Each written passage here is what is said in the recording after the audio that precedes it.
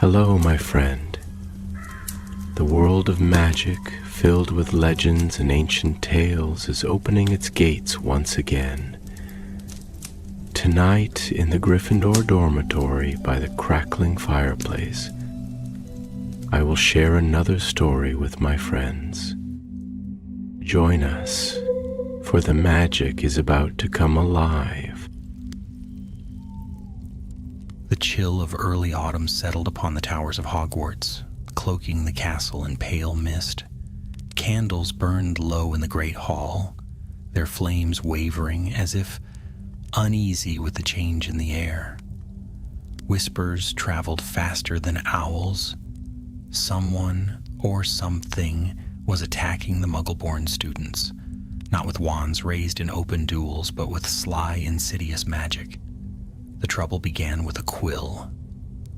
A first-year Hufflepuff named Martin Cooper sat in charms, copying Professor Flitwick's notes, his quill scratched across the parchment, steady and bright, with the ink of a boy eager to please.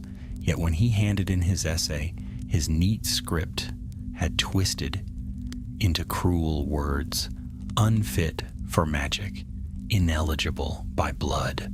The parchment burned at the edges, the message seared for all to see. Gasps filled the classroom. Flitwick whisked the scroll away, frowning, but more cases followed. Within a week, 4 students, all Muggle-born, all new, had their work defiled. In every instance, the message was the same: they did not belong. Panic spread quickly among the first years, and even some professors whispered about the shadow of darker days. Dumbledore summoned Severus Snape to his office. The headmaster sat with his fingers steepled, eyes glittering behind half-moon spectacles. Fawkes stirred on his perch, feathers glowing faintly in the gloom. "Severus," Dumbledore began, his voice low, "you will have heard of these incidents." Snape inclined his head, his black eyes sharp as obsidian betrayed nothing. Indeed, petty hexes, child's play. "Perhaps," Dumbledore said softly, "but play with consequences. The fear it sows is as dangerous as the curse itself. The Ministry will meddle if we do not resolve this swiftly." "And you wish me to play the Bloodhound," Snape muttered, though his lips curled in the faintest of smiles. "How fitting. You are better suited than most," Dumbledore replied, a twinkle of steel in his gaze. "The artifact I suspect may be involved is no toy. A lineage ledger, old cursed parchment that forges ancestry or erases it." Snape's brows flickered. "I know the thing. It passed through Borgin and Burke's a decade ago. I thought it destroyed." "As did I," Dumbledore said gravely.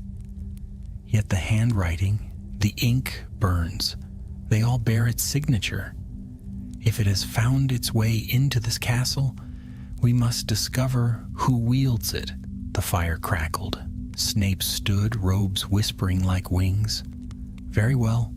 But if I'm to sniff this out, I shall do so in my own manner." "As ever," Dumbledore said, eyes smiling now. "Tread carefully, Severus." The Slytherin common room simmered with restless talk that night. Beneath the green lamps, prefects herded younger students to order, but even the prefects whispered. Imogen Selwyn, tall and sharp-eyed, leaned close to Snape as he swept by. "Professor," she said, lowering her voice, "it isn't safe for them. Muggle-borns, I mean. Someone is targeting them." Her words held no sympathy, only calculation. Yet Snape caught the gleam in her hand, a scrap of parchment folded tight. "What is that?" "Nothing," she said quickly, tucking it away. Snape's gaze lingered. Selwyn, daughter of an old family with bloodlines as tangled as any Black or Malfoy. He marked her down in the dark ledger of his mind. Not guilty yet, but suspect. In the days that followed, Snape prowled the halls, His black cloak swept through shadows, his ears tuned to stray words. He studied the quills of afflicted students, scraping residue of ink into small glass phials. By lamplight, he examined them in his dungeon laboratory. The results spoke plainly to him.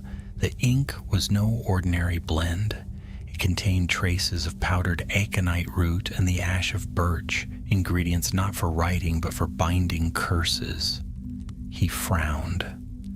Such ingredients were rare, controlled. Few had the knowledge to mix them, fewer still the opportunity to smuggle them into Hogwarts. At supper in the Great Hall, his eyes flicked over the staff table. Hagrid laughed at something Sprout said. Flitwick nibbled bread, brow furrowed with worry. Across the hall, the Slytherin prefect Selwyn whispered urgently with two younger students. Snape's hand curled around his goblet. That night he sent a silent owl to Nocturne Alley. He knew precisely where to begin his hunt. Borgin and Burke's. The following weekend found him striding through the narrow, crooked streets of London's darkest market. Shadows clung to the eaves of the shops. A brass bell tinkled as he pushed open the door to the infamous shop. The air smelled of dust, rot, and polish. Shelves bowed under the weight of cursed trinkets. Behind the counter, Mr. Borgin looked up with his practiced smile. "Professor Snape," he purred. "What an unexpected pleasure." Snape's eyes were cold. "I am not here for pleasure. I want records of your recent sales, specifically rare inks, cursed parchment, and anything resembling a lineage ledger." Borgin spread his hands in mock surprise. "Surely you don't think—" "Spare me," Snape snapped. "Give me the names, or I will ensure the Ministry takes an intimate interest in your wares." Borgin hesitated. Then, with a sulky grumble, he produced a ledger, not magical, merely mundane, and slid it across the counter. Snape scanned the entries with swift precision. There, circled in his mind, was the name Cassian Burke, a cousin of the shop's founder and a man with a reputation for smooth dealings and shadowy sales. "Where is he?" Snape demanded. Borgin licked his lips. "He travels. But you'll find him where business is brisk." Snape closed the ledger with a snap. "Then I shall look." As he turned to go, Borgin called after him. "Professor, be careful. Cassian is clever, and he has friends." Snape's cloak flared as he stepped into the street. Clever, yes, but Severus Snape was cleverer still. And if this Cassian Burke had smuggled a cursed lineage ledger into Hogwarts, then the game had only just begun. Cassian Burke's name lingered in Snape's mind as he made his way back through the crooked streets of Nocturne Alley. The market was waking up in its usual way, narrow doors opening to let out thick smoke, crooked shopkeepers sweeping away the night's dust, and witches with covered baskets hurrying through the fog. Somewhere a child's voice cried, and a black cat darted across Snape's path. He ignored them all. His mind was already 2 steps ahead. Burke. The Burkes had always been a slippery family, playing both sides of every war, dabbling in dark magic when it suited them, and selling trinkets to those who didn't care how they had been obtained. If the lineage ledger was in Hogwarts, there was little doubt Cassian had had a hand in it.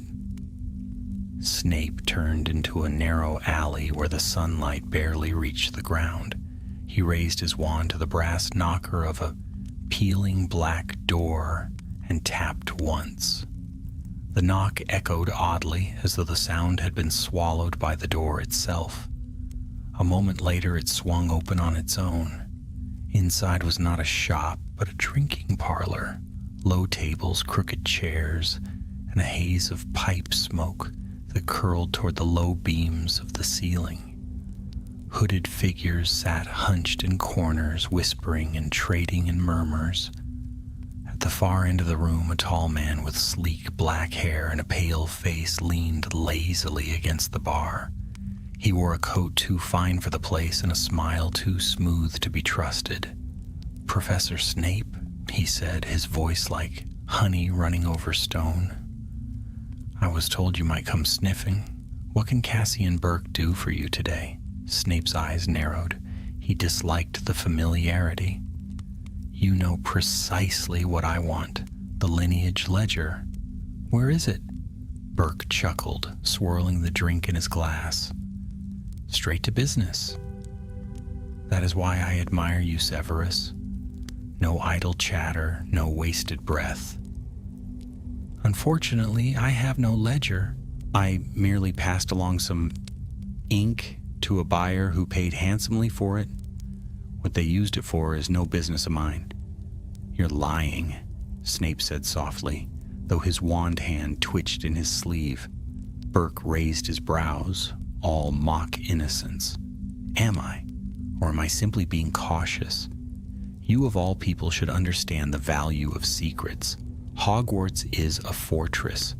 Smuggling anything into it is complicated.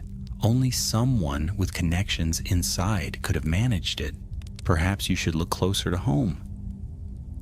The words struck like needles, but Snape did not let them show. He knew better than to be baited. "Give me a name," he demanded. Burke leaned forward, his eyes gleaming. "And if I don't?" The room had gone quiet. The other patrons were watching, though pretending not to. Snape drew his wand from his sleeve in one fluid motion. The tip glowed faintly, ready. Burke's smile faltered. He set down his glass with a slow clink. "Very well," he said in a whisper. The buyer was a witch from the Ministry. Euphemia Knott. Records Division. Very keen on keeping certain files tidy. Snape's wand lowered, though his eyes remained cold. Knott. The name carried weight. The Knotts were another old Pureblood family, tangled in the same ancient roots as the Selwyns and Malfoys. For one of them to meddle in Hogwarts through Ministry channels was dangerous indeed. "Why tell me?" Snape asked. Burke shrugged. "Because I have no wish to end up on the wrong side of you, and because business is business. If you are hunting her, you will keep her too occupied to bother me." Snape's lips thinned. He turned without another word, his robes whispering across the floor as he strode back into the fog. He had the name he needed, though he knew Burke would have twisted the truth to his own advantage. Still, it was enough. By the time Snape returned to Hogwarts, the castle felt heavier. Word of the cursed quills had spread further, and even some of the upper years had begun to look over their shoulders, whispering about ancient ghosts in the Chamber of Secrets. It was foolish nonsense, but fear did not need truth to grow.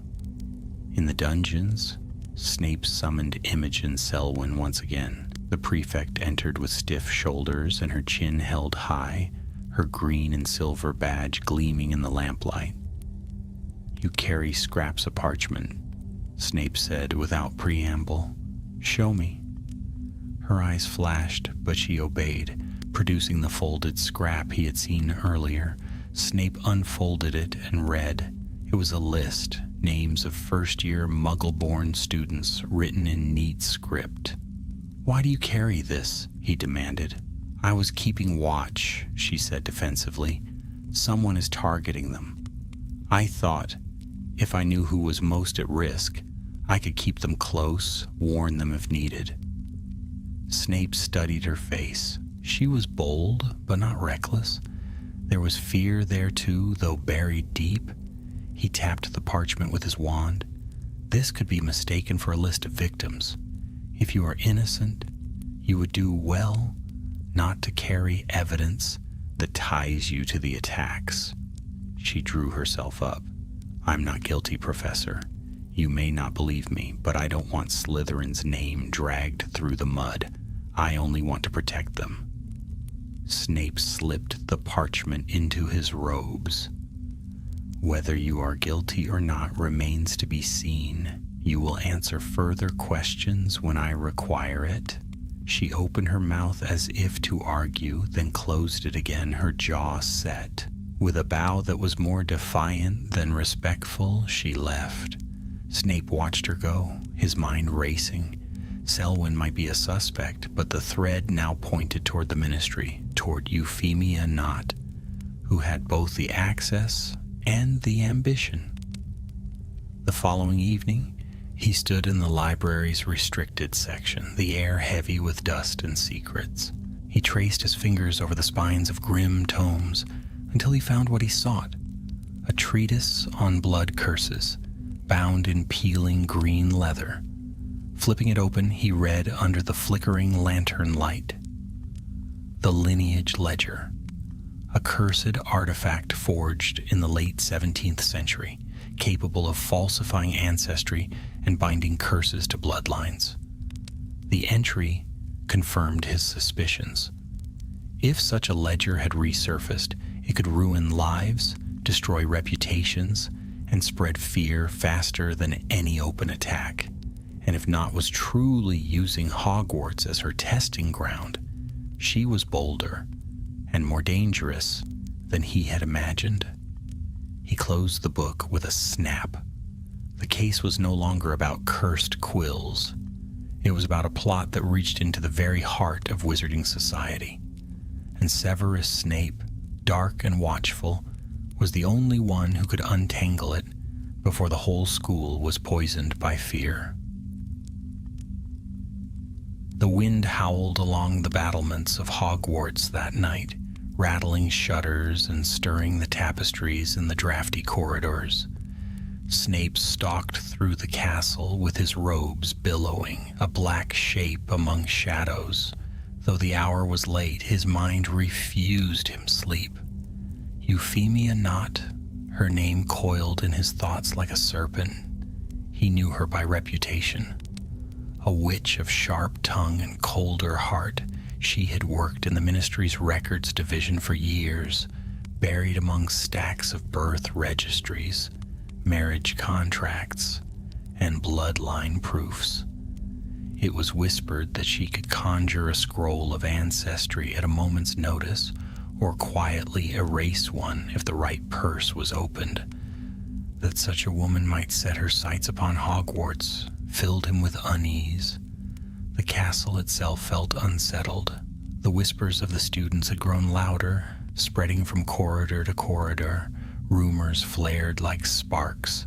Some said the cursed quills were a test of loyalty. Others claimed the Sorting Hat itself had been bewitched to expose the unworthy. Even the portraits muttered in their frames, their painted eyes darting to watch every student who passed. In the great hall the next morning, Snape watched the younger years pick nervously at their breakfast.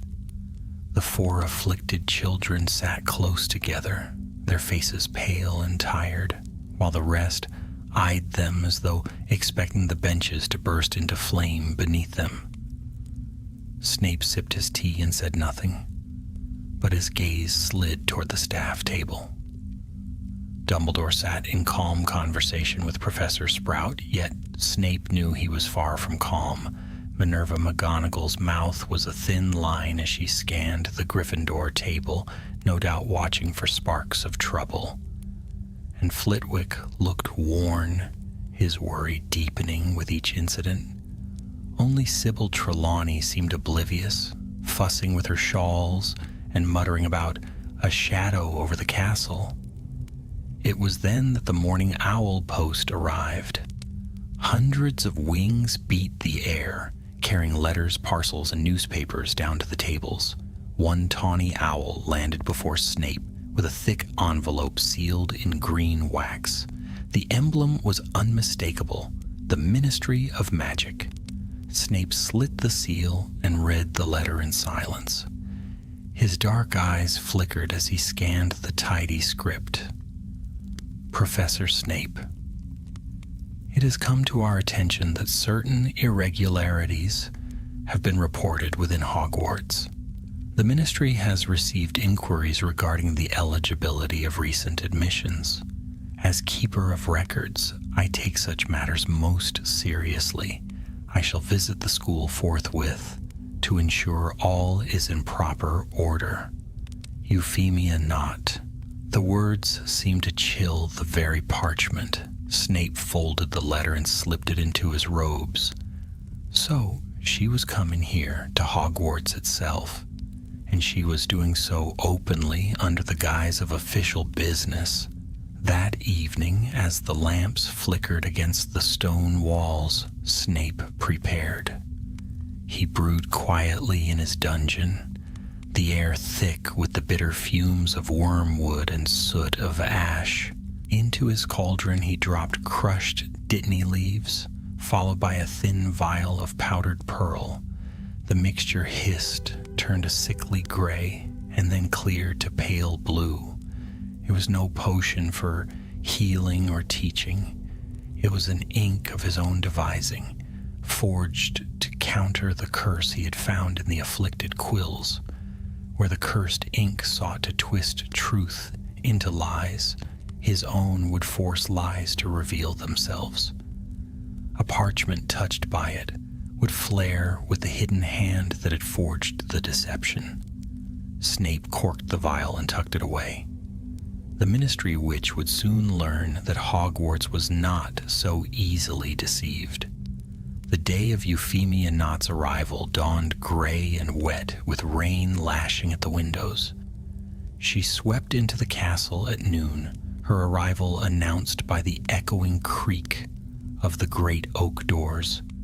She was tall, draped in black robes embroidered with silver thread, and carried herself with a hauteur that made the students shrink back against the walls as she passed. Her face was narrow, her eyes sharp, and her lips pinched as though she had tasted something sour. Dumbledore greeted her in the entrance hall with warmth that did nothing to soften her expression. "Madam Knott," he said with a twinkle of courtesy, "what a pleasure to see you again." "I doubt that," she replied coolly. "I am here on ministry business, Albus, not social calls. There have been reports of forgeries, filth upon the records of magical kind. It is my duty to see them set right." Her eyes flicked toward the gathering students, resting coldly on the 4 Muggle-born first years. A murmur rippled through the hall. Snape lingered near the shadows, watching. He noted the way Knott carried a leather case clutched close to her side. The size and shape were suggestive, large enough to hold a book, a ledger perhaps. His lip curled faintly. The headmaster led Knott to his office, and Snape followed at a distance, silent as a shadow. Inside, Fawkes stirred uneasily on his perch, letting out a low, mournful note. "Now, Euphemia," Dumbledore said kindly, "perhaps you will share with us your concerns." "I need no speeches," she said briskly, setting her case upon the desk. "My task is simple. There have been complaints of forged ancestry. Some claim that unworthy students have been admitted under false pretenses. I have the means to verify the truth." She unclasped the case. Snape's eyes narrowed as she withdrew a thick, leather-bound volume bound in tarnished iron clasps. Even without touching it, he could feel the faint hum of dark magic seeping from it. The lineage ledger. Dumbledore's smile never faltered, though the light in his eyes hardened. "I see. And what exactly do you propose?" "A simple test," Knott replied, her voice clipped. "Each child writes their name upon a page.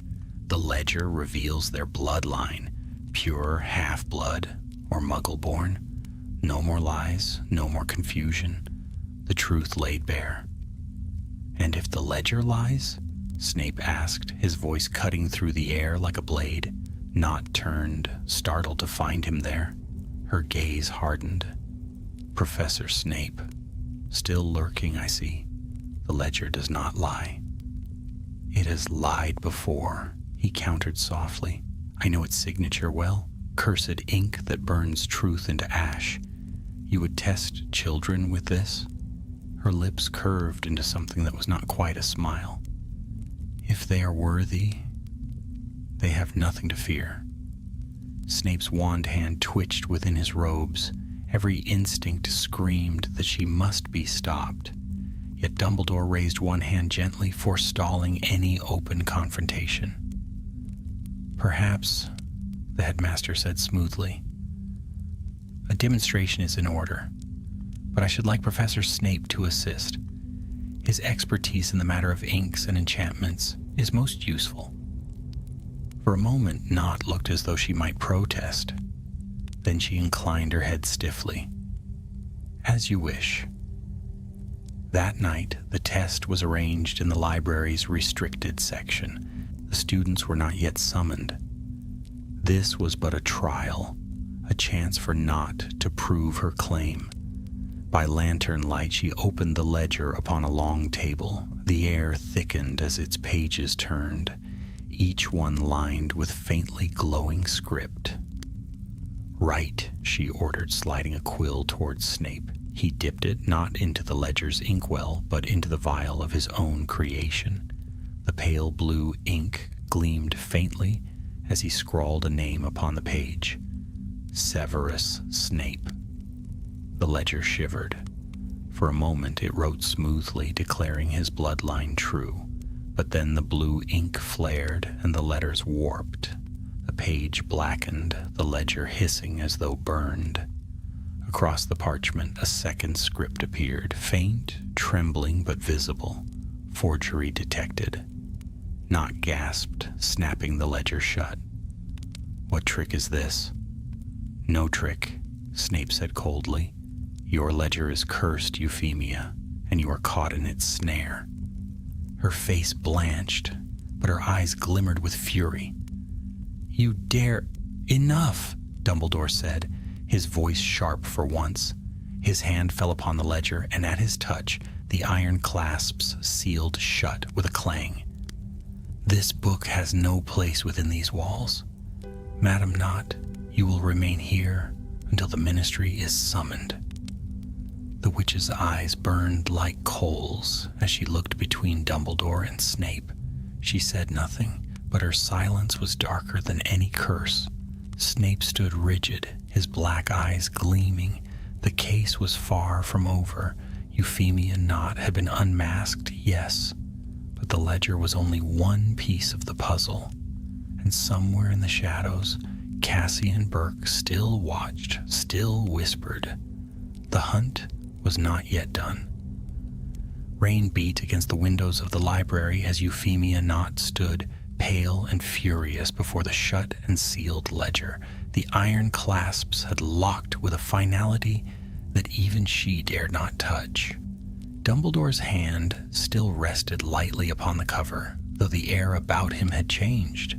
The twinkle in his eye had dimmed to steel, and the room felt colder for it. Euphemia, Dumbledore said softly, yet his voice cut sharper than a blade.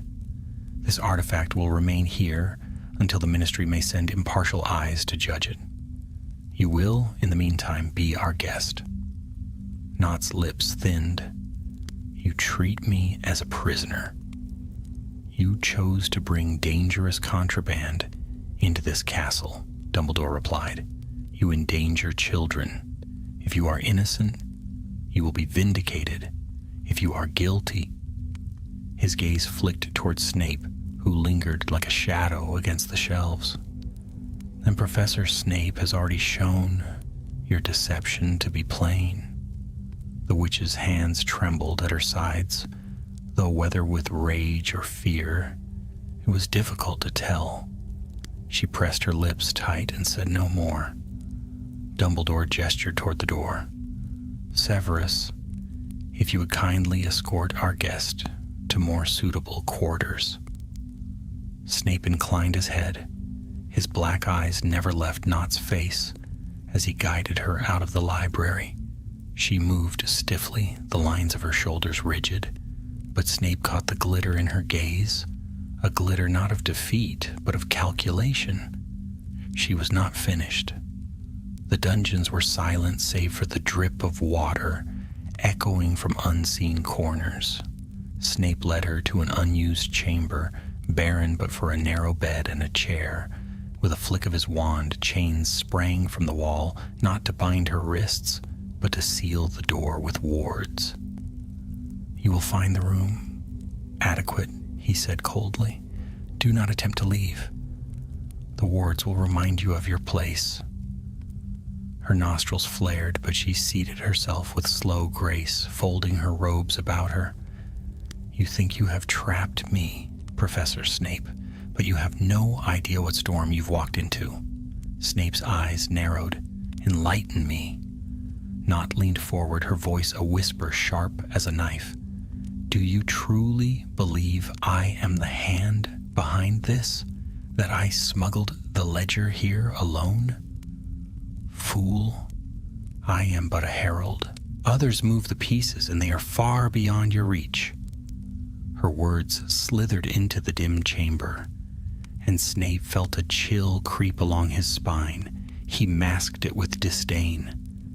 "You speak in riddles to mask your own guilt? Enjoy your chains, Euphemia. You will not wriggle free of them so easily." He turned and swept from the chamber, though her quiet laugh followed him, echoing like a curse. The next morning brought no peace. In the great hall, a commotion broke out among the Ravenclaws. A second-year boy rushed in clutching a parchment, his face ashen. When Flitwick unrolled it, the words twisted before his eyes, transforming into the now familiar message, ineligible, impure, the cursed ink again. Snape appeared at Flitwick's side, his robes flaring. He snatched the parchment, examining the script. His own counter-ink had not touched this one. Someone, somewhere within the castle, was still working the curse. That meant only one thing. Nott had allies inside Hogwarts. Later, in the shadowed depths of his office, Snape spread the cursed parchment beside his own files and notes. He worked quickly, testing, brewing, muttering incantations beneath his breath. His suspicions narrowed. The spellwork was not purely Nott's. It bore traces of a different hand someone practiced in careful forgeries. The script's flourishes were too refined for the clumsy hexes of an outsider. And then he remembered Selwyn, the parchment he'd taken from her, with the neat list of names. A prefect with access to younger students and a Slytherin to boot. He had dismissed her words as a plea for dignity. But what if she had not told him all? He summoned her to his office at once. She arrived stiff-backed, her chin high, though he saw the flicker of unease in her eyes. "You carry lists of names," Snape said without preamble. "You claim it was for protection.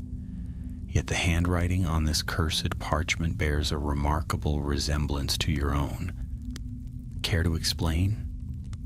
Her face drained of color. That is impossible. I've never written such filth. I swear it." "Swear all you like. Handwriting may be forged, but not without traces. And you, Miss Selwyn, have both motive and opportunity." She drew in a sharp breath. "Motive? You think I'd stain Slytherin's name by cursing children? Professor, I would sooner hex myself." Snape studied her carefully. Her fear seemed genuine, her indignation unfeigned. And yet, lies were the coin of Slytherin. "I will know the truth," he said softly, leaning closer. "If you are lying, I will peel it from your tongue, drop by drop." Her hands trembled. "I am not lying." For a moment, silence stretched between them. Then Snape leaned back, his black eyes glinting.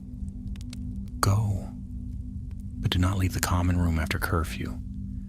If I find you wandering—" She nodded quickly and fled, her footsteps echoing down the stone corridor. Snape sat alone in the dimness, his thoughts storming. If Selwyn was not the culprit, then who?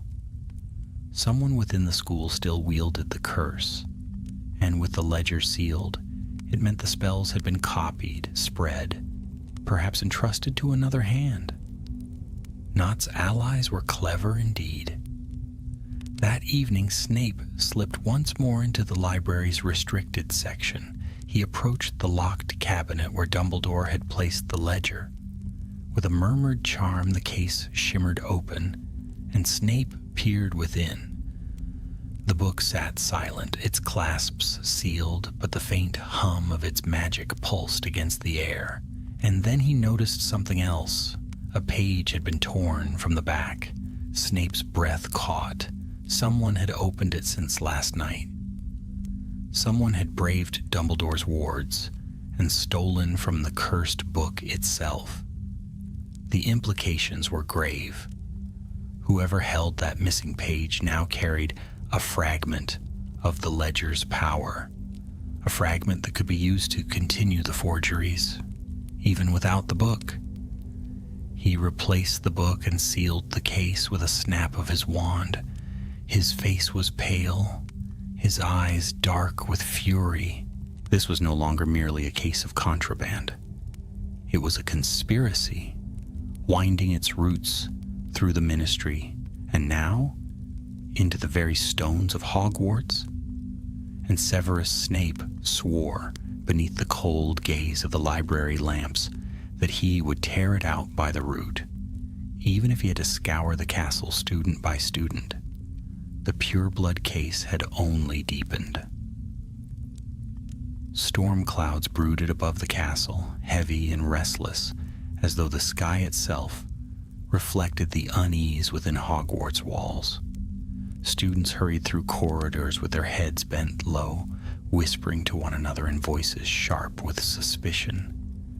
Every rustle of parchment, every blot of ink on an essay, brought a flicker of fear.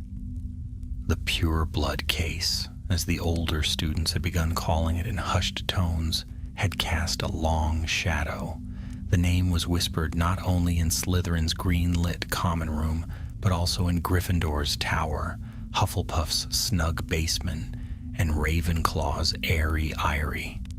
No child felt untouched by it, and though Dumbledore sought to keep order with calm words and watchful eyes, unease gnawed at the heart of the school. For Snape, the discovery of the missing page from the lineage ledger was both revelation and curse. It proved what Euphemia Nott had hinted at. She was no lone operator. Someone within these walls was working beside her. Someone had risked Dumbledore's wards to steal knowledge meant to stay buried. That night Snape walked the castle like a hunter through a forest. His robes whispered against the flagstones, his eyes sweeping every shadow. Behind tapestries around corners, he sensed the tremor of unseen footsteps, the nervous energy of students whispering too late into the night. He found nothing concrete, but the castle itself seemed alive, pressing its secrets close to its ancient heart. In his office, he spread his notes across the desk, candles guttering as though uneasy with the weight of his thoughts. He had 3 threads before him. First, Euphemia Nott, held within the castle, still coiled with secrets like a serpent biting its strike. Second, Imogen Selwyn, her name scrawled in the margins of suspicion, yet her fear struck him as genuine. Could it be that she was not a hand in this plot, but a piece upon the board nudged where others willed?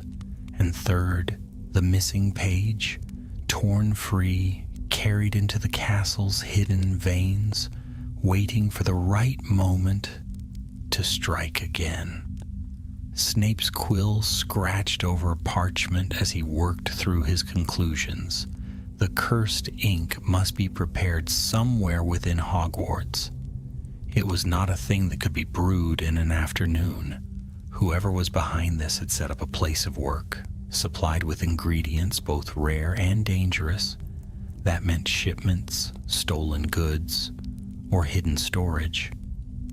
His thoughts narrowed upon one place, the storerooms beneath the potions classroom. Few besides himself knew their full extent, yet in recent days he had noticed a vial of powdered aconite missing, and a jar of birch ash, scraped nearly clean, supplies too specific to be coincidence. He rose at once, snatching his wand and sweeping toward the door. The dungeon storerooms lay deep and silent. Torches sputtered as Snape descended the spiral stair, the air growing colder with each step. The heavy door at the bottom yielded to his whispered charm, creaking open to reveal rows of shelves stacked with jars and phials. At first glance, nothing seemed amiss, but Snape was not one to be fooled by appearances. He moved along the shelves, his eyes sharp, until he reached the farthest corner. There, beneath a stack of cauldrons, the dust had been disturbed. With a flick of his wand, the cauldrons scraped aside, revealing a loose flagstone. Snape crouched, his heart steady, and pried it open. Inside lay a small bundle, wrapped in black cloth. He drew it out and unwrapped it slowly. Within were scraps of parchment, all bearing faint traces of glowing script. Tests, experiments, attempts at forging ancestry. The cursed ink clung to them still, shimmering faintly under the lamplight. Snape's jaw tightened. Someone had used his own storerooms as their workshop, right beneath his nose, and from the style of the handwriting, he knew it was not Nott's. This was the work of another hand, one young but practiced. His mind flashed again to Selwyn, to her list of names, written in that same tidy script. The next morning he summoned her again. She arrived pale, her green and silver badge catching the light, but her gaze was defiant. "You know why you are here," Snape said coldly, laying the bundle upon the desk. "Explain this." Her eyes widened as she saw the parchments, the traces of cursed script. "That's not mine." "You expect me to believe that?" His voice was soft, deadly. "I swear it, I don't know how they got there." Her voice cracked, and for the first time, Snape saw genuine terror in her eyes. "Someone worked in my storerooms," Snape said, his words like hammer blows. "Someone with access, someone who knew what they sought. You are a prefect. You have keys." "I never—" She stopped, her face blanching further. Snape's eyes narrowed. "You never what?" "I never lent my keys willingly," she whispered, "but they could have been copied. I caught a boy near my bag last week, but I thought nothing of it. A Ravenclaw. Quiet, always scribbling. His name is Tyrannius Hale." Snape's mind sharpened. Hale.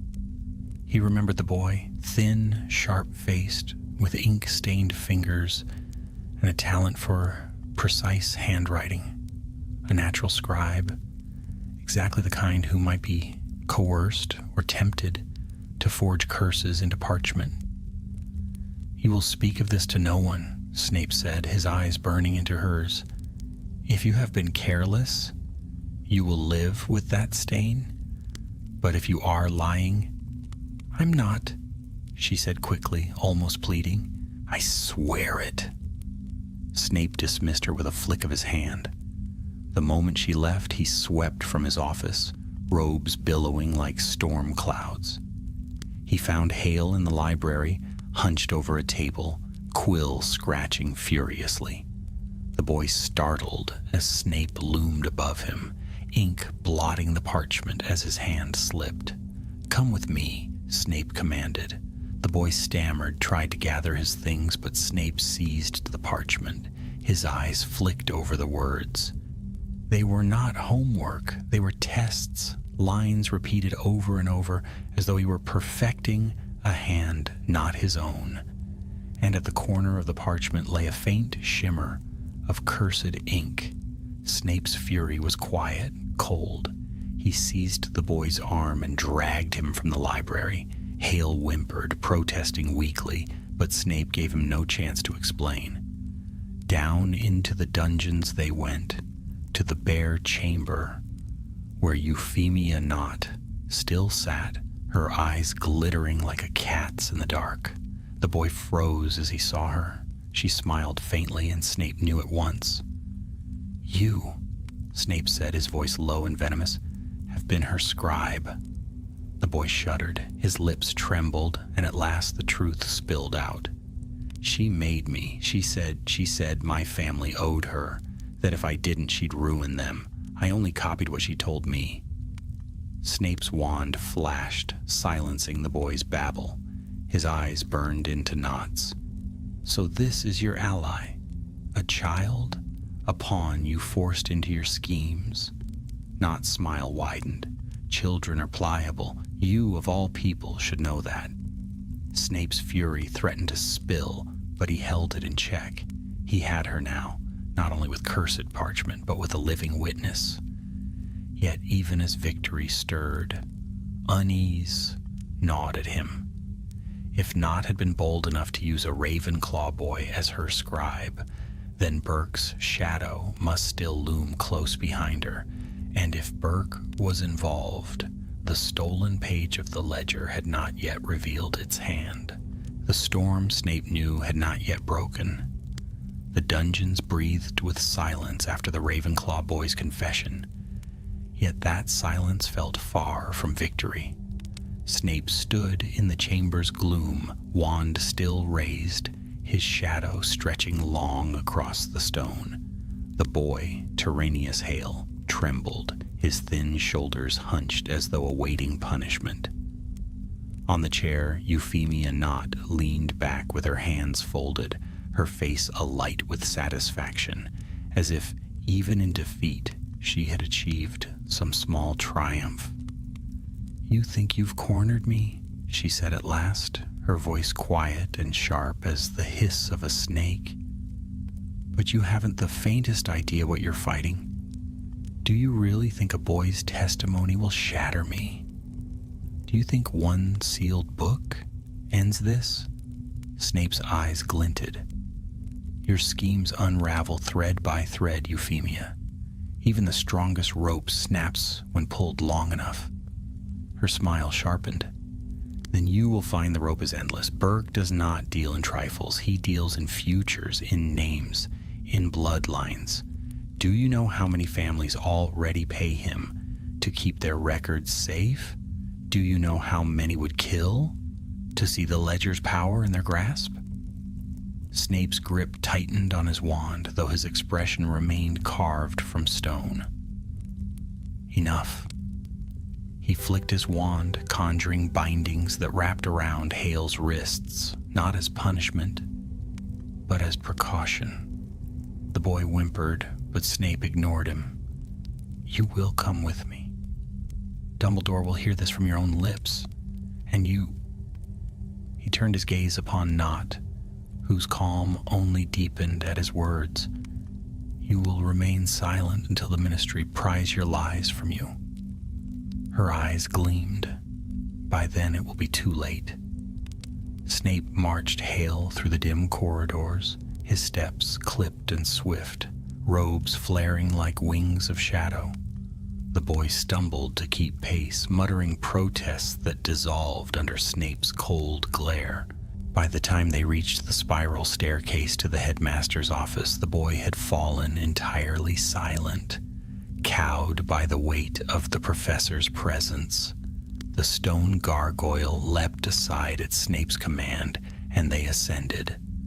Dumbledore was waiting, seated behind his desk, his hands folded. The fire burned brightly in the hearth, casting long shadows across the shelves of curious instruments.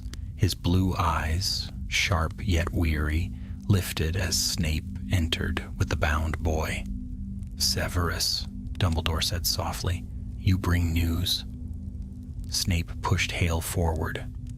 "The scribe, he has been forging the cursed parchments under Nott's command. She threatened his family." Dumbledore's gaze turned to the trembling boy. "Is this true?" Hale swallowed hard. His lips trembled, but at last he nodded. "Yes, Headmaster. She made me. I didn't want to, but she said she'd ruin us. Please, I didn't mean to." "Enough!" Snape cut across, his voice like ice. Dumbledore rose, his face grave. "Thank you, Tyrrhenius. Your honesty now is not without weight. Severus, release him." Snape hesitated, then flicked his wand. The bindings fell away, and Hale sagged with relief. Dumbledore placed a hand upon the boy's shoulder. "Go to Madame Pomfrey. She will see that you rest. You have been under a burden too heavy for your years." The boy darted out, stumbling in his haste. Silence followed. Dumbledore turned to Snape. "So it is true. Euphemia Nott has woven her will even into the hearts of children. It is worse than I feared." Snape's lips curled. "Worse still, she claims Burke's hand lies behind hers. If that is so, then the missing page of the ledger is no trivial matter. It will be used." Dumbledore's eyes clouded. Cassian Burke, a clever man and dangerous. His family has long prospered from dark relics. If he has indeed allied with Nott, then this reaches further than Hogwarts. Snape folded his arms, his black eyes gleaming in the firelight. "Then give me leave to deal with him. Hogwarts cannot be safe while his shadow hangs over it." Dumbledore studied him for a long moment. "And how do you propose to reach him?" Snape's smile was thin, humorless. "He will not hide long. Men like Burke cannot resist a sale. He will come to his market, and when he does, I will be waiting." The following days brought no peace. Though Nott was confined, whispers still slithered through the halls. Another parchment surfaced, this time among the Gryffindors, cursed with the same hateful words. Snape examined it in his office, fury coiled tight within him. The missing page. Always the missing page. At night, he ventured beyond the castle, his cloak drawn tight against the rain. Nocturne Alley seemed darker than ever, its alleys slick with water, its lamps flickering faintly. He moved like a wraith through the crowd until he reached the hidden parlor where he had first found Burke. It was fuller tonight. Wizards hunched over drinks, their voices low, their laughter sharp as broken glass. Snape entered in silence, his gaze sweeping the room. There, by the far wall, Cassian Burke, his smile as smooth as ever, his hair gleaming in the lamplight. Burke looked up as though expecting him.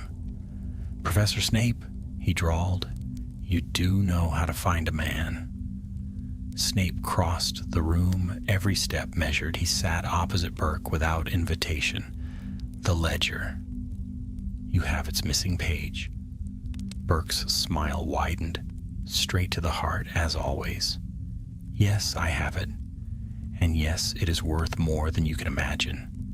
Do you know how many families would pay to see their children's names altered, to see rivals erased from history?" "You deal in filth," Snape said softly, "and filth clings to its master." Burke leaned forward, his eyes gleaming. "Don't pretend you don't understand the value, Severus. You, of all men, know what blood means. Half-blood, pure blood, muggle-born.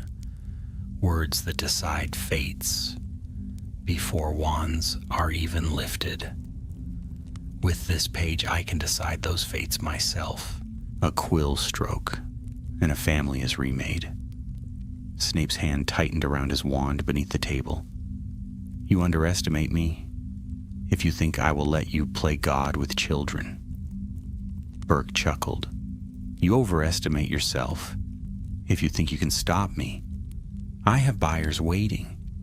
Nobles, lords of old houses, desperate parents. The page will leave England before the week is done. And when it does, you will have nothing but ashes to show Dumbledore." Snape's eyes glittered. "Then I will take it tonight." The smile vanished. For the first time, Burke's mask slipped, revealing the hard glint beneath. "You can try." Wands flashed beneath the table. The room erupted in shouts as curses sparked across the shadows. Patrons dove for cover as Snape's hex sliced the air, searing across the wood. Burke rolled aside, his wand blazing. A chair shattered, splinters flying. Snape rose in a whirl of robes, his spells precise, deadly, hurling Burke back toward the wall. Bottles exploded, shards raining down. Burke snarled, firing a jet of crimson light that narrowly missed Snape's shoulder, scorching the stone. With a flick, Snape sent a curse that bound Burke's wand hand in chains of light. The man roared, struggling, but Snape advanced, his wand aimed steady at his chest. "Where's the page?" Snape demanded. Burke spat blood, his smile returning despite his defeat. "You'll never find it, not here, not with me." Snape's eyes narrowed. "Then where?" Burke's laugh was low, cruel. "In Hogwarts, of course. Where else? Did you think I'd let it out of the castle before it had served its purpose?" The words chilled Snape to the bone. Hogwarts. Always the castle itself was the stage. Burke twisted, slipping his wand hand free with a sudden blast. Smoke filled the room, thick and choking. When it cleared, Burke was gone. Only the echo of his laughter remained. Snape stood alone in the wreckage, fury burning cold within him. The missing page was still inside Hogwarts, and if Burke's words were true, its purpose had not yet been fulfilled. The storm had not yet broken, but it was close. The castle lay cloaked in midnight silence when Severus Snape returned from Nocturne Alley. The hem of his robes was wet with soot and rain, his face pale with suppressed fury. He had failed to capture Cassian Burke, though he had won something far more dangerous: knowledge. The missing page was inside Hogwarts. The thought gnawed at him as he strode through the corridors, his wand light flickering against stone. Somewhere in the labyrinth of staircases and chambers, a cursed fragment of the lineage ledger was hidden, and it would not lie dormant. Burke's words echoed in Snape's mind. Its purpose has not yet been fulfilled. By the time dawn broke, his path was clear. He would scour the school inch by inch if he must. No shadow was too small, no hiding place too obscure. For if the page was allowed to spread its poison, it could unmake more than children's essays. It could unmake lives. The first sign came at breakfast. A hush fell over the great hall as an owl swooped down upon the Gryffindor table, dropping a scroll into the hands of a fifth year named Edith Fairbairn. She unrolled it eagerly, but the moment her eyes touched the parchment, she gave a cry. The scroll blackened in her fingers, letters twisting into cruel red words. "Your line is false. Your blood is ash. You do not belong." Gasps rose from every corner of the hall. The parchment burst into flame, leaving only smoke curling above Edith's trembling hands. She stared, white-faced, at her friends, who shuffled away as though she carried plague. Snape was on his feet at once. His wand flicked, extinguishing the last embers, but the damage was done. Whispers swelled like a rising tide. False blood. Impure. Another cursed. Dumbledore rose, his voice calm but firm. "That is enough." His blue eyes swept the hall, silencing it in an instant. Miss Fairbairn is no less a witch than any among you. Return to your meals. Yet even as the students obeyed, Snape saw their fearful glances. The curse had struck again, and this time it had chosen a target older, stronger, more respected. A Gryffindor prefect. The poison spread wider. Snape exchanged a glance with Dumbledore. No words were needed. Both knew the game had escalated. Later that day, Snape prowled the corridors with renewed purpose. His black eyes darted to every scrap of parchment clutched in a student's hand, every scroll left unattended upon a bench. He snatched essays from trembling fingers, scanning them for signs of cursed ink. Twice he caught harmless homework and swept away, leaving startled students in his wake. But thrice he found traces of the page's magic, faint glimmers that vanished when touched by his wand. Someone was copying the fragment, dispersing its curse like a contagion. He returned to his office, slamming the door behind him. The air smelled of burnt parchment and acrid potions. On his desk lay the bundle of scraps he had recovered from the hidden flagstone, evidence of the earlier forgeries. He unrolled them again, laying them beside Edith's cursed scroll. The resemblance was unmistakable. The same flourishes, the same cruel cadence. Tyrrhenius Hale had been the scribe, yes, but Hale swore he had stopped. Could it be he still worked in secret? Or had another taken up his hand, learning from what he had written under Nott's command? Snape's lips curled in disdain. Children or not, someone within this castle was a snake in the grass, and he would root them out. By nightfall, he had a plan. He descended once more to the chamber where Euphemia Nott was confined. She sat as before, cold and composed, though her eyes flickered with satisfaction when she saw him. "You look tired, Professor," she purred. "Has the ledger's page troubled you so soon?" Snape ignored the taunt. He stepped close, wand pointed at her heart. "Who carries it?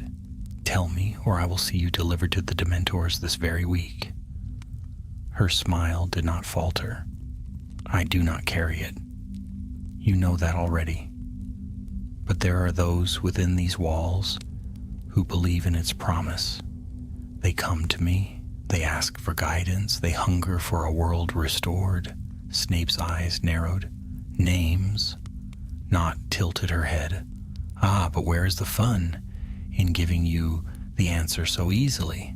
Hunt them, Severus. Hunt them, and perhaps you will see which of your precious students long for the purity of blood more than truth." Snape's wand pressed closer, but she only laughed softly, as though amused at a child's game. He turned on his heel and swept from the chamber, fury burning cold within him. If Nott would not speak, then he would make the castle itself reveal the truth. The following evening, Snape set his trap. In the library's restricted section by lantern light, he placed a decoy scroll. Upon its surface, he wrote nothing but blank lines, but he imbued it with a counter-curse of his own design. Any hand that attempted to inscribe false lineage upon it would find their script blazing with their true name instead, written in letters of flame for all to see. He left it upon a table where temptation might catch the eye of one who lingered too long. Then he melted into the shadows, silent as smoke, and waited. Hours passed. Students came and went, none daring approach the restricted shelves.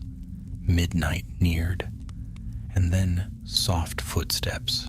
A hooded figure slipped between the stacks, glancing about nervously. The figure approached the scroll, unrolled it, and drew forth a quill. With swift strokes, they began to write. Snape's eyes gleamed. The countercurse flared. The letters upon the page twisted and then burst into flame, spelling out a name in burning script that hung in the air like a sentence. Tyrrhenius Hale. The boy cried out, dropping his quill, his hood falling back. It was indeed the Ravenclaw, his face pale, his eyes wide with horror. Snape swept forward, his wand raised. "So you could not resist," he hissed. "You returned to the page even after you swore yourself free." Hale stammered. I had to. He told me to. Burke told me. He said if I didn't, he'd ruin my family. He said the page would curse me if I didn't feed it." Snape seized him by the arm. "Where is it?" The boy sobbed. "In the library. I hid it here, just like he told me. Please, I didn't want to." "Show me." Hale led him deeper into the stacks, trembling all the while. At last they stopped before an old atlas of magical Britain, its spine cracked, its pages yellow with age. The boy pulled it free, and between its leaves lay the fragment, the missing page of the lineage ledger, pulsing faintly with dark light. Snape reached for it, but the moment his fingers brushed the parchment, the castle groaned. The torches flickered, the air thickened, and a voice whispered from the page itself. "False blood shall burn, true blood shall rise." The parchment flared with crimson light. Across the shelves, other scrolls shuddered, ink spilling as though alive. Hale screamed, falling to his knees. Snape held the page aloft, his wand pressed to it, struggling to contain the surge of magic. The curse was awakening, and Hogwarts itself trembled in its grasp. The crimson flare from the cursed page bled across the library, staining the tall shelves with an unholy glow. Dust drifted from the rafters as the stones themselves groaned, as though the castle disapproved of what had been awakened within its heart. Snape stood rigid, the parchment burning against his fingertips. The script writhed upon it, twisting into shapes that clawed at the eye. His wand pressed against the page, forcing it still, but the magic seethed and writhed like a beast in chains. At his feet, Tyrrhenius Hale curled into a trembling knot. The boy clutched his ears, as though to block out a voice that only he could hear. His lips moved soundlessly, his eyes glazed with terror. Snape's voice rang sharp through the tumult. "Stand up!" But the boy did not move. The curse had rooted itself in him, drawing upon his fear, his guilt, feeding on his weakness like a parasite. The words upon the page screamed in crimson flame. "False blood shall burn, true blood shall rise." Snape's wand hand trembled, but he forced it still. He had seen dark enchantments before, curses born of hatred, hexes carved into bone. Yet this was worse. This was not merely a spell, but an idea made flesh. Ink woven into a creed, and it sought to spread. Scrolls rattled upon their shelves. A dozen parchments flew into the air, unfurling as though in mockery, their surfaces blackening, words burning across them in fire. One after another they bore the same cruel declaration: impure, ineligible, unworthy. Snape's fury surged. "Enough!" His wand slashed the air. A jet of blue fire leapt forth, searing the parchments, burning the cursed words into ash. The scraps fluttered to the floor, smoking and writhing before curling into nothing. But still the page in his hand pulsed with dreadful power, its glow unbroken. The boy whimpered, "It won't stop, it won't stop." Snape's black eyes snapped to him. He saw now what the curse demanded. It was no longer content with parchment. It had found its voice in Hale, the unwilling scribe. The boy was the vessel through which it spread, and through him it would taint every corner of Hogwarts. Snape knelt swiftly, seizing Hale by the chin. "Listen to me," he hissed. This page lives because you feed it. Refuse and it starves. I can't, the boy sobbed. It whispers. I dream of it. I wake and it's there. I can't. Then fight. Snape's words cracked like a whip. His grip tightened. You are a Ravenclaw. Your mind is your weapon. Use it. Push it out. But Hale only shook his head, eyes rolling white. The cursed page flared brighter, crimson spilling across the shelves. A roar like distant thunder echoed through the library, rattling the glass lanterns. Snape rose, his face grim. He could not save the boy with words. If Hale could not break the bond, Snape would sever it himself. He raised his wand high, then drove it downward, pressing its tip to the page. Ruptura veritatis, he bellowed. The spell struck. The parchment screamed, not with sound, but with a surge of power that sent every torch exploding into sparks. Snape staggered as the page writhed in his grip, edges tearing, letters bleeding into light. Hale shrieked, his body arching as the curse ripped from him in a torrent of flame. And then silence. The glow vanished. The page sagged, half-burnt, smoking in Snape's hand. Hale collapsed to the floor, limp but breathing, his face slack with exhaustion. Snape stood, his chest heaving, sweat beading at his brow. His wand still smoked faintly from the force of the spell. He stared down at the ruined fragment. The words were gone, but the parchment still pulsed faintly, as though a heartbeat lingered within. He knew better than to believe it destroyed. The cursed fragment was wounded, but not dead. Snape carried Hale to the hospital wing, his expression grim. Madame Pomfrey gasped at the sight of the boy, but Snape silenced her questions with a curt order. Keep him under guard. Do not allow parchment, ink, or quill near him, not a scrap of it. But Professor, do as I say. Pomfrey's lips pressed thin, but she obeyed. Snape lingered a moment, his eyes fixed upon Hale's sleeping form. The boy was pale, his breathing shallow. The curse had nearly devoured him. He was no villain, merely a tool, broken in the hands of one far more ruthless. Snape's hand twitched within his sleeve. Not Burke. Their names burned in his mind.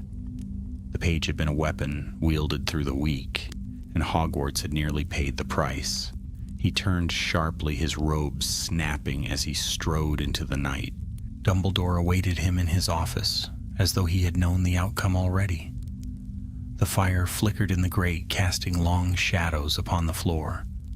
Fawkes stirred uneasily on his perch, golden feathers ruffling. Snape laid the burnt fragment upon the desk. The headmaster regarded it for a long time, his face unreadable. So, Dumbledore murmured, the page speaks with a voice of its own. Snape's jaw tightened. It feeds upon fear. It latched onto the boy, used him as its pen. Had I not intervened, it would have consumed him, and through him, the school. Dumbledore's blue eyes gleamed with sorrow. Poor child. Fear is the oldest door to darkness, Severus. Few have the strength to bar it. Snape's lip curled. Then bar it for him. Keep him from their reach. But understand this. So long as Burke lives, the Ledger's work will not end. You intend to face him again. Snape inclined his head. If the page lingers, it will seek him still. He will not stop until it is his.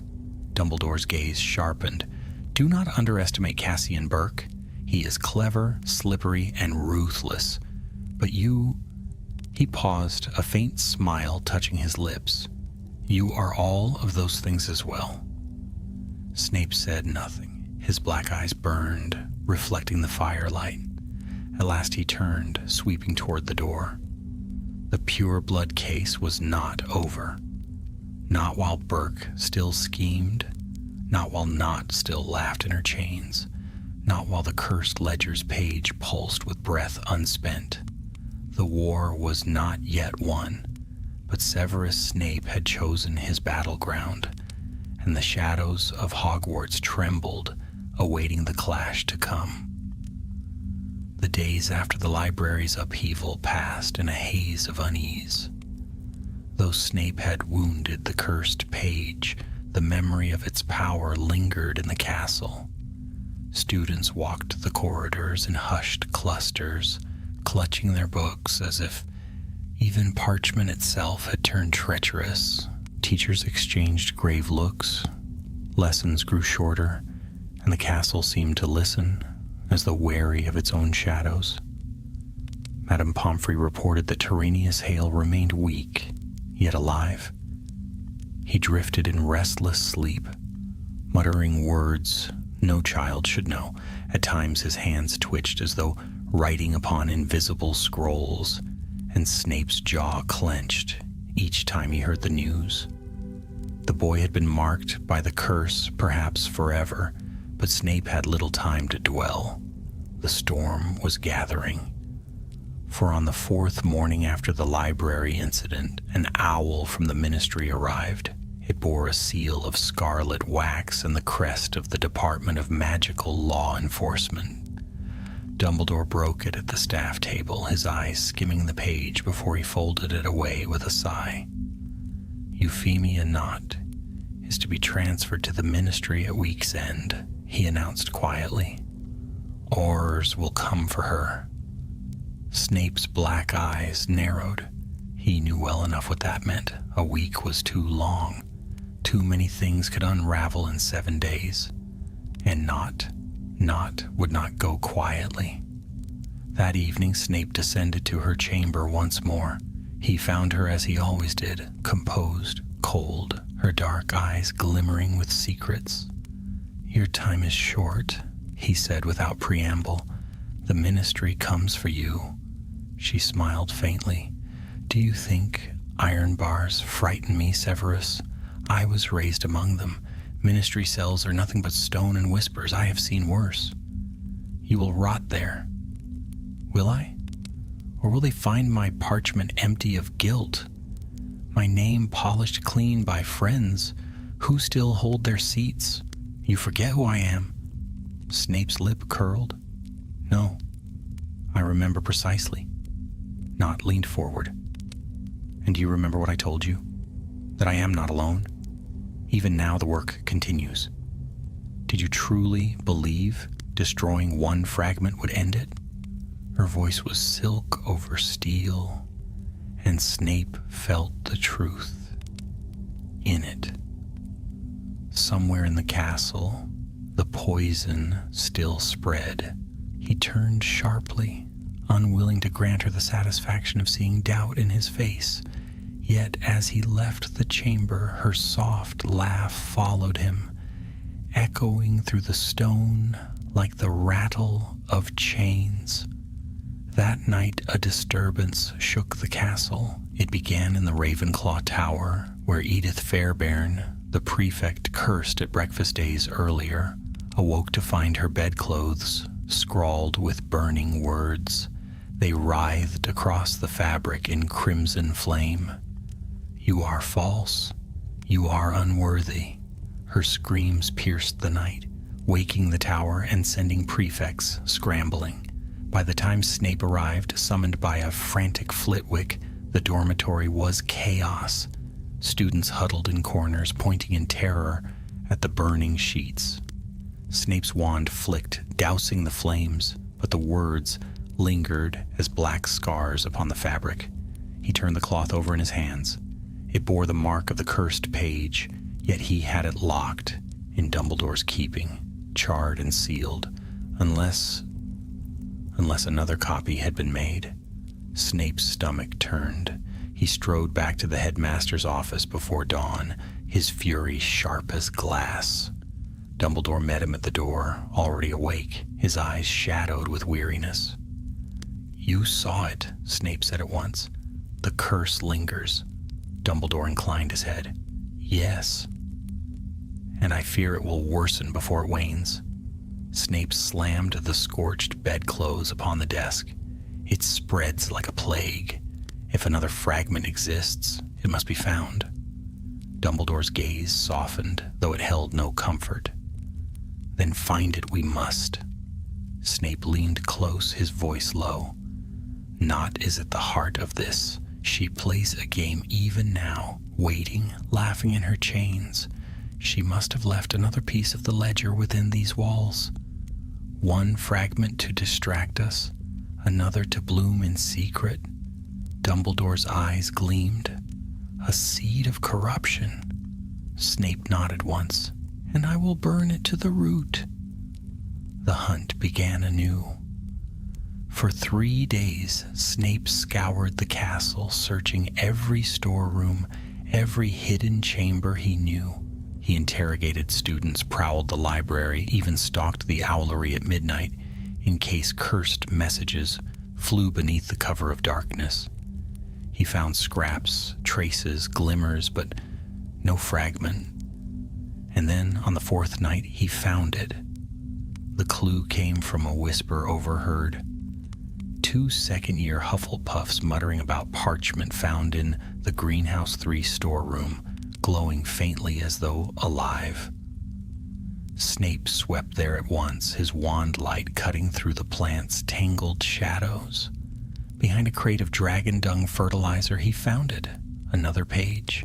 It pulsed softly, its surface slick as though wet with blood. Words crawled across it like living things, spelling and respelling themselves in crimson fire. Blood defines, blood decides. Snape's wand snapped to it, his lips forming the curse-breaking spell. Blue light struck, but the page shivered and resisted, its glow deepening. Unlike the first fragment, this one had grown stronger, fed by days of hidden work. Snape advanced, his face grim. You will not have this castle. He slashed his wand. Flames leapt forth, surrounding the parchment. The page writhed, screamed silently, and then burst apart into ash. The greenhouse rattled, pots toppling from shelves. Vines recoiled, curling as though in fear. And when silence fell, the cursed glow was gone. Snape stood among the wreckage, breath heaving. 2 fragments now destroyed, but how many more? He carried the ashes to Dumbledore, who received them in silence. The castle may hide yet another, Snape said. Perhaps, Dumbledore murmured, but you have weakened it. The curse phrase. Each fragment undone steals strength from the whole. Snape's jaw tightened. But until the root is torn out, it will strike again. Dumbledore's eyes rested upon him, deep and knowing. And you believe Euphemia not holds the root. She does. The headmaster's sigh was soft, but his gaze steeled. Then watch her closely. Her week is nearly ended. If she means to strike, it will be before the Aurors arrive. The final night came with heavy air, thick with storm. Thunder rolled across the forbidden forest, and the castle's windows rattled with each gust of wind. Snape descended to the chamber once more, his wand drawn, every sense alert. Nott sat waiting. She smiled when he entered. "Come to say farewell, Professor?" she asked lightly. "The Aurors will have me soon." Snape said nothing, his eyes cold as obsidian. Her smile widened. "Or perhaps you've realized it, perhaps you've understood. The fragments are not random, they are not scattered toys. They are a chain, and tonight," her eyes glimmered, "tonight the chain will close." And as she spoke, a tremor ran through the stones of the castle, faint but certain, like the first toll of a distant bell. The tremor in the stone passed quickly, but it was enough. Hogwarts was alive, and it had felt something stir in its bones. Snape stood still in the chamber, his wand raised, eyes fixed on Euphemia Nott. She remained seated, hands folded, her smile no more than a thin scar across her face. "What have you done?" Snape's voice was quiet, yet it cut through the air like a whip. "Nothing," she said, her tone maddeningly calm. "I only planted seeds. You destroyed 2 fragments, yes, but the chain was never about pieces scattered at random. Each one was part of a whole. Destroy one and the others draw strength from the wound. Tonight, the chain closes." Snape's black eyes glittered. "Where?" Her smile deepened. "Ah, that is the question, isn't it? You'll have to find it before the castle itself decides what blood shall rise and what blood shall burn." Her laughter echoed against the damp stone walls as Snape swept from the chamber, robes billowing like storm clouds. The castle was uneasy. Portraits stirred restlessly, their painted figures muttering warnings in low voices. Suits of armor rattled faintly as Snape passed, their metal hands clenching as if with dread. Even the staircases shifted more often, carrying students astray, as though Hogwarts itself sought to keep them from danger. Snape ascended toward the library. The curse had shown its hunger for parchment before. It was likely to strike there again. Yet as he crossed the marble staircase, he felt it, a thrum beneath his feet, faint but steady, as though the stones carried a heartbeat not their own. It pulsed from below, the dungeons. He turned sharply, descending once more, deeper than his own classroom, deeper than the Slytherin common room. The castle narrowed, its corridors older, rougher, the air colder and damp. Few ever came here, for the passages belonged to Hogwarts' foundations, built in an age when the founders still walked its halls. And there, in a chamber half forgotten, he found it. The missing heart of the chain. A great circle of parchment had been laid upon the floor, dozens of scraps sewn together, glowing with crimson fire. Words crawled across it, endless and repeating. Blood defines, blood decides. False shall burn, true shall rise. At its center pulsed the stolen page, no longer frail but swollen with power, its script burning brighter than flame.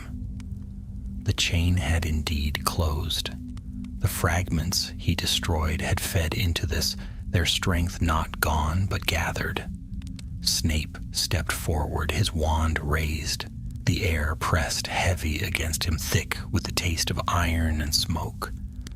"You will not have this castle," he said softly, his voice steady. The page flared. From the glowing circle rose shapes of ink and fire, phantoms formed from parchment itself. They twisted into figures draped in old robes, faces blank save for burning words. Pure, impure. The phantoms turned their heads toward him, and the chamber filled with whispers, endless and hateful. Snape's wand slashed the air. Incendio! Blue fire burst forth, striking the nearest phantom. It shrieked, dissolving into ash. But 2 more rose in its place, words searing across their bodies. The circle pulsed, feeding them endlessly. Snape's eyes narrowed. To fight the shades was useless. He had to strike the heart, the cursed page itself.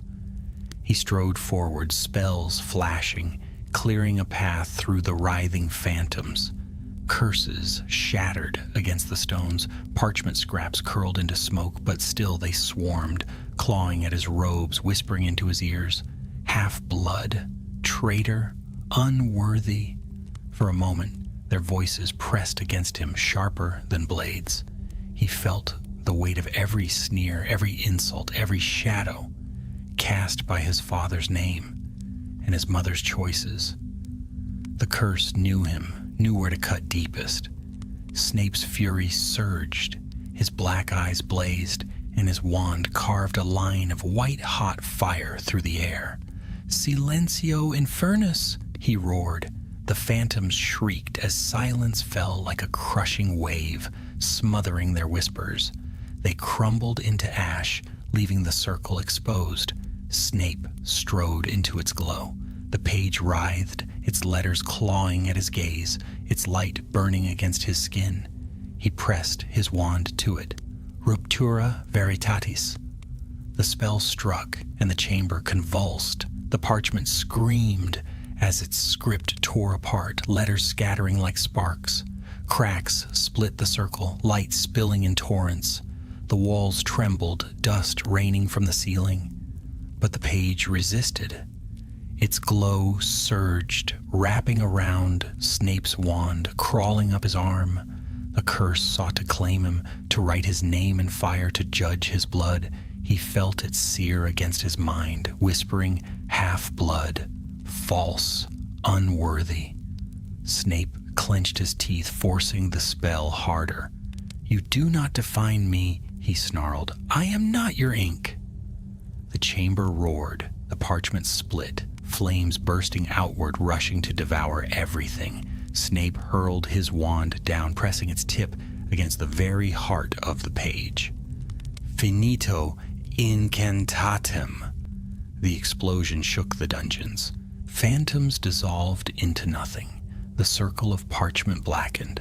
The cursed page shrieked once and then tore itself apart in a blaze of white fire.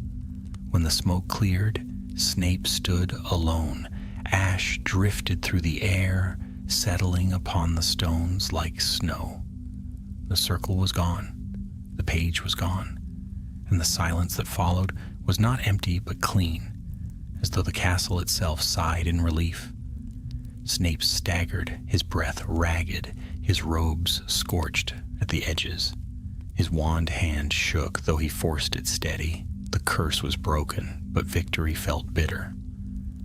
For he knew Euphemia Knott had not acted blindly. Burke had guided her, fed her, and through her, the Ledger's poison had entered Hogwarts. Destroying the page was a triumph, but it was no end. He returned to the headmaster's office with the ashes sealed in a jar. Dumbledore listened in silence, his eyes grave. "You have done what few could," Dumbledore said at last. "You broke a curse older than most wizards would dare face. Hogwarts owes you more than it will ever know." Snape's mouth twisted. "The castle may be free, but Knott is not. And Burke lives still." Dumbledore's gaze sharpened. "Yes, and both must be answered for. The Aurors will take Euphemia tomorrow. As for Burke," his eyes met Snape's bright as steel. "We shall see." Snape said nothing. His black eyes burned, his mind already weaving the next steps. The Pureblood case was not yet closed, but the chain had been broken and Hogwarts stood safe, for now. The dawn that followed the breaking of the chain was pale and cold. Mist clung to the towers of Hogwarts, veiling the battlements in silver-gray shrouds. The castle was quiet, too quiet, as though it too were weary after its long struggle. Snape rose before the sun, his body aching with the memory of fire and curses. His robes smelled of ash. His wand bore scorch marks near the handle, yet his face was as composed as ever when he swept into the great hall. Students looked at him with wide eyes, whispering in corners. They did not know what he had done, but they felt it. The tremor had passed, the air was lighter, the whispers had ceased. For the first time in weeks, parchment lay safely upon the tables, untainted by hateful words. At the staff table, Dumbledore's eyes twinkled faintly once more, though shadows still lingered beneath them. He inclined his head to Snape in silent acknowledgement. Minerva McGonagall watched the students keenly, her lips pressed thin while Flitwick clapped his hands in quiet relief as his pupils scribbled without fear. Yet the peace was fragile. For Euphemia, Not still sat chained in the dungeon, and Cassian Burke remained at large. Until both were dealt with, the case could not be closed. The Aurors arrived at noon. Their boots struck the stone courtyard with iron rhythm as they entered. Two cloaked figures in dark blue, wands holstered at their belts, their expressions set. One was a man with graying hair and stern eyes, the other a young witch whose gaze flickered warily across the castle's spires. Dumbledore met them at the doors, his voice warm but steady. "You are most welcome, though I wish the errand were kinder." "We're here for Euphemia Not," the elder Auror said briskly. "She is to be taken to the ministry for questioning. We've orders from the Wizengamot." Snape appeared at Dumbledore's side, his robes whispering as he approached. "I will bring her." The Auror studied him, seemed to weigh his words, then nodded. The dungeon chamber was dim when Snape entered. Not sat as though she had been waiting for him, her posture regal despite the chains upon her wrists. She smiled faintly when she saw him. "So it ends," she said. "It ends for you," Snape replied coldly. "The curse is broken, the chain destroyed. You will face the ministry." Her smile sharpened. "Do you think they will hold me? My family still has friends. Gold flows where fear falters." The Wizengamot has long memories and debts. Snape's wand flicked. The chains tightened, silencing her words. "Then rot in their cells until your friends tire of you. I care little. You will not stain these walls again." He led her up through the castle, the Aurors falling into step. Students whispered as they passed, craning to see the dark-robed witch whose name had filled their nights with fear. Not's eyes gleamed, drinking in their stares as though they were fuel, not shame. At the doors, the Aurors took her. They clamped enchanted manacles upon her wrists, their runes glowing faintly.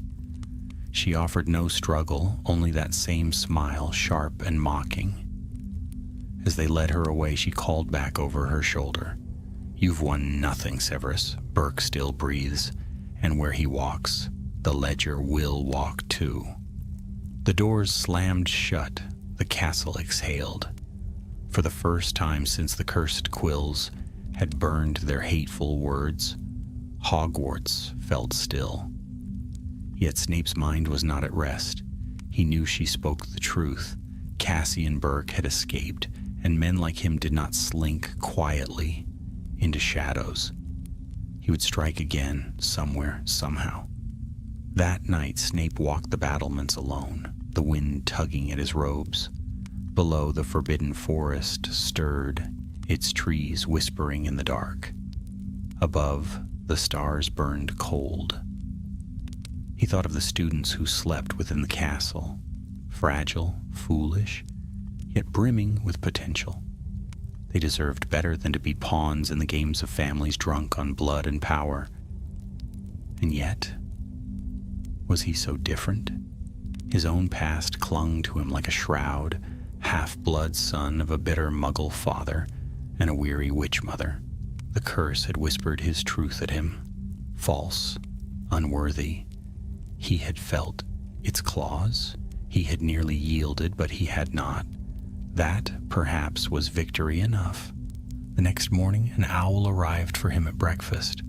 Its feathers were dark as soot, its eyes gleaming like coals. It bore no ministry seal, no family crest. Only a scrap of parchment folded twice slipped into his hand. He unfolded it beneath the table. "Until next time, Professor." No signature, no flourish, but the handwriting was unmistakable. Cassian Burke. Snape's fingers tightened, the parchment crumpling in his fist. His black eyes narrowed, cold as obsidian. Burke lived, and Burke watched. Dumbledore found him in his office that evening, the fire crackling softly. "It is done," the headmaster said gently. "Hogwarts is safe." "For now," Snape replied, his voice quiet but edged. He opened his hand, showing the crumpled scrap. "He taunts me still." Dumbledore studied it, then set it aside with calm fingers. "Burke thrives in shadow, but shadows cannot last forever. Light has a way of finding them." Snape turned his gaze to the fire. "Then I will be the fire." Dumbledore's eyes twinkled faintly, though sorrow lingered behind them. "Perhaps you already are." And so the Pureblood case closed. Euphemia Knott was carried to the ministry, her chains heavy but her laughter unbroken. Cassian Burke slipped once more into the alleys of London, a shadow with ink-stained hands, his schemes only just beginning. But Hogwarts stood unshaken. The cursed page was destroyed. The students slept untroubled, and parchment once more bore only lessons, not threats. In the dungeon classroom, Severus Snape resumed his lessons, his voice sharp, his presence severe, his eyes ever watchful. Few would guess the battle he had fought in silence, the storm he had weathered in the dark. Yet the castle knew, its stones remembered. And if in the years to come whispers rose again of cursed books and poisoned quills, the name of Severus Snape would pass among them, dark, feared, but unyielding. For though the world might doubt him, though shadows might cling to his name, he alone had broken the chain that would have bound Hogwarts in blood. And in that, at least, he was more than worthy.